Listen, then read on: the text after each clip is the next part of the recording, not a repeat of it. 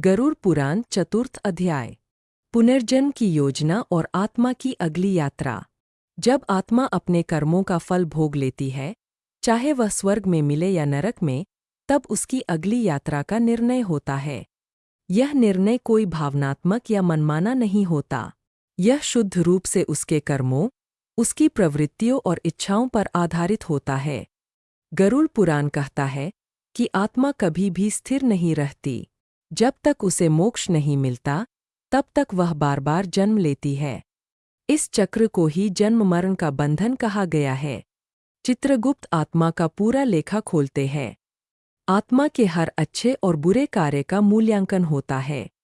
फिर यह तय होता है कि आत्मा को अगला जन्म किस योनि में मिलेगा।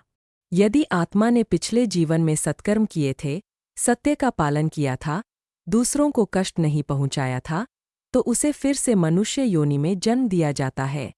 यह जन्म आत्मा के लिए एक और अवसर होता है मोक्ष की ओर बढ़ने का। लेकिन यदि आत्मा ने पाप किए थे, हिंसा, छल, कपट, लोभ, क्रोध, अहंकार, तो उसे निम्न योनि में जन्म दिया जाता है। कभी पशु, कभी पक्षी, कभी कीट या कभी जड़ पदार्थ जैसे वृक्ष या पत्थर। गरुड़ पुराण में बताया गया है कि जन्म से पहले आत्मा प्रेतलोक में ठहरती है। यह वह स्थान है जहां आत्मा की पुरानी स्मृतियां मिटाई जाती है। उसे उसके पिछले जन्म की पीड़ाएं, रिश्ते, प्रेम और घृणा धीरे धीरे भूलने दिए जाते हैं, ताकि वह नए जीवन की ओर शुद्ध होकर जा सके। लेकिन गर्भ में आते समय आत्मा को एक क्षण के लिए फिर सब कुछ याद आता है। वह ईश्वर से प्रार्थना करती है कि इस बार वह सच्चा जीवन जिएगी, पाप नहीं करेगी और मोक्ष की ओर बढ़ेगी। लेकिन जैसे ही वह जन्म लेती है, सारी बातें भूल जाती है। संसार की माया उसे फिर से अपने मोह में बांध लेती है।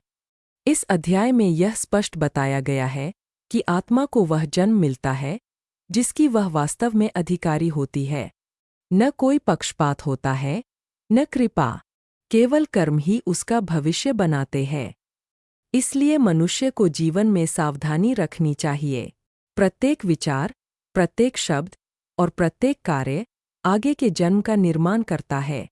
मोक्ष केवल उन्हीं को मिलता है जो ज्ञान, भक्ति और सेवा के मार्ग पर चलते हैं। बाकी सब आत्माएं इस जन्म मरण के चक्र में घूमती रहती है, बार बार। यही है गरुड़ पुराण का चतुर्थ सत्य कि मृत्यु अंत नहीं है। यह अगली यात्रा का द्वार है।